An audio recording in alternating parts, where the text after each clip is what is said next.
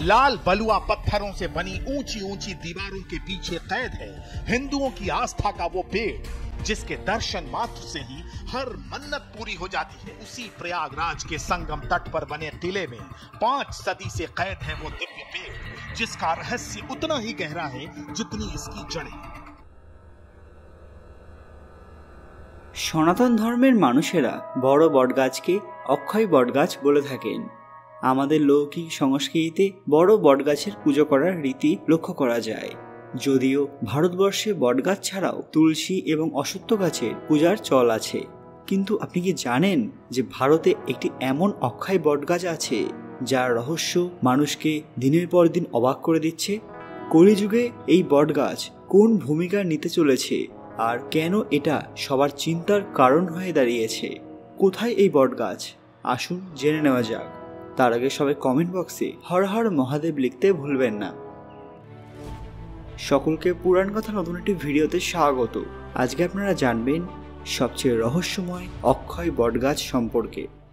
कई पीढ़ियों से अक्षय वट किले में बंद था, लेकिन इस बार यहां आने वाला हर श्रद्धालु प्रयागराज की त्रिवेणी में स्नान करने के बाद अक्षय वट के दर्शन का सौभाग्य भी प्राप्त कर सकेगा। इतना ही नहीं, अक्षय वट के साथ सरस्वती कूप दर्शन के भी अब उसके लिए संभव हो पाएंगे। अक्षय वट यानी देवलोक का पेड़ जिसका कभी नाश नहीं होता।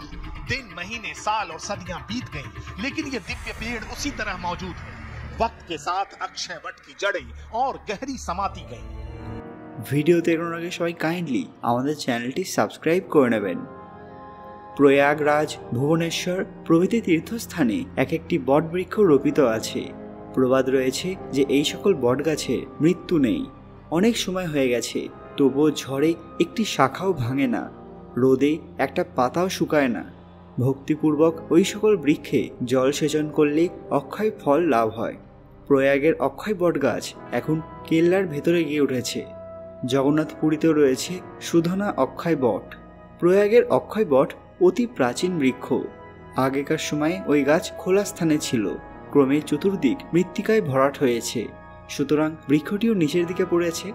এলাহাবাদ দুর্গের ভেতরে একটি অক্ষয় বটগাছ রয়েছে যার উল্লেখ করে গেছেন চীনা পর্যটক হিউয়েন সাং। তার দক্ষিণে অশোক এবং সমুদ্রগুপ্তের প্রস্তরস্তম্ভ রয়েছে। পূর্বে এই অক্ষয় বট ঘাটের থেকে অনেক দূরে ছিল। ক্রমে বর্ষার বন্যায় ভাঙনে গঙ্গা যমুনার নিকটে এসে পড়ে। বাদশাহ আকবরের সময় হিন্দুরা এই বৃক্ষের মূল থেকে গঙ্গায় ঝাঁপ দিয়ে প্রাণত্যাগ করতেন। এখন আবার কেল্লার নিচে অনেক দূর পর্যন্ত বালি পড়ে গেছে। বেনিঘাট আর অক্ষয় বটের নিকটে নেই। प्रयागराज स्थित अकबर के किले में कैद है अक्षय वट वृक्ष। कभी यमुना नदी के किनारे हुआ करता था। कहा जाता है इस पर चढ़कर लोग मोक्ष की कामना से नदी में छलांग लगा देते थे। इस अंधविश्वास ने अनगिनत लोगों की जान ली। शायद यही कारण है कि अतीत में इसे नष्ट किए जाने के अनेक प्रयास हुए। তীর্থযাত্রীরা প্রয়াগে গেলে এই গাছ দেখতে যান, কিন্তু দর্শন করতে গেলে অনেক অসুবিধা হয়, কারণ কেল্লার ভেতরে অনেককেই প্রবেশ করতে দেওয়া হয় না। হিন্দু ধর্মমতে বটগাছে জল দিলে এবং পুজো করলে মনস্কামনা পূর্ণ হয়। প্রাচীন কাব্যগ্রন্থেও বৈতরণী নদীর তীরে অক্ষয় বটের উল্লেখ পাওয়া যায়। প্রয়াগ ছাড়াও বাংলাদেশের সীতাকুণ্ডে একটি অক্ষয় বটগাছ আছে। সীতাকুণ্ডের সর্ববৃহৎ ধর্মীয় অনুষ্ঠান শিব চতুর্দশী মেলায় নানা ধরনের ধর্মীয় আচার অনুষ্ঠানের সাথে অক্ষয় বটেরও পুজো করা হয়। এছাড়াও নিরঞ্জন নদীর পাড়ে যেখানে গৌতম বুদ্ধ সিদ্ধিলাভ করেছিলেন, সেখানে সর্বপ্রথম বৌদ্ধ মন্দির নির্মাণ করেন সম্রাট অশোক। এই মন্দিরের পাশে অবস্থিত একটি অক্ষয় বটগাছ। ভারতীয় ধর্ম এবং বিশ্বাসের সঙ্গে প্রয়াগরাজের গভীর সম্পর্ক রয়েছে। এরকম শত শত মন্দির আছে যা বিভিন্ন দেবদেবীর উদ্দেশ্যে নিবেদিত। এর মধ্যে কয়েকটি মন্দির খুবই প্রাচীন। তার মধ্যে একটি হলো পাতালপুরী মন্দির। নাম থেকেই বোঝা যায় যে এই স্থানটি ভূগর্ভস্থ। সঙ্গম উপকূলের তীরে অবস্থিত ঐতিহাসিক আকবরের দুর্গ এবং এই দুর্গের অভ্যন্তরে এই মন্দিরটি এখনও একটি ভাণ্ডারের মতো জায়গায় তার অনেকগুলি বিশেষত্ব সহ উপস্থিত রয়েছে। আগেই বলেছি, চীনা পরিব্রাজক হিউয়েন সাং ভারত ভ্রমণের সময় এখানে এসেছিলেন এবং এই স্থানটি পরিদর্শন করেছিলেন। যদিও তখন এই স্থানটি একটি ঢিবির আকারে ছিল। আকবর যখন মুঘল আমলে এখানে দুর্গ তৈরি করেছিলেন তখন পুরনো মন্দির এবং ঐতিহাসিক অক্ষয় বটগাছটি রয়ে গিয়েছিল। যখন আপনি এই স্থানটিতে যাবেন তখন স্বর্গ এবং নরকের বিশ্বাসের সারমর্মের কথা জানতে পারবেন। মানে সিঁড়ি দিয়ে নামলে প্রবেশ পথে ধর্মরাজের মূর্তি দেখতে পাবেন, সিঁড়ি দিয়ে ওঠার পর বাইরে গেলে মৃত্যুর দেবতা যমরাজের মূর্তি দেখতে পাবেন। মাঝখানে শীর্ষে একটি সরু করিডোর আছে। এই জায়গাটা আমাদের কর্ম পৃথ্বীলোকের জায়গা। এছাড়াও মন্দির চত্বরে 6ষ্ঠ শতাব্দীর মূর্তি আছে।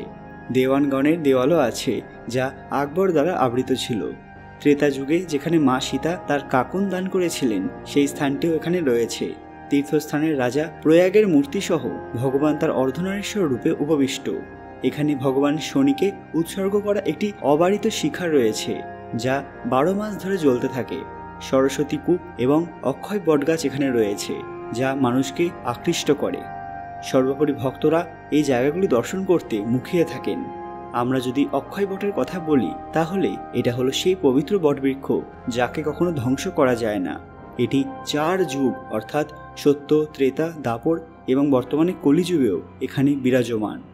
মন্দিরের পুরোহিত বলেছেন যে ভগবান শ্রীরাম, মাতা সীতা এবং ভাই লক্ষণ ত্রেতা যুগে এখানে এসেছিলেন এবং এই গাছের নিচে 3 রাত বিশ্রাম নিয়েছিলেন।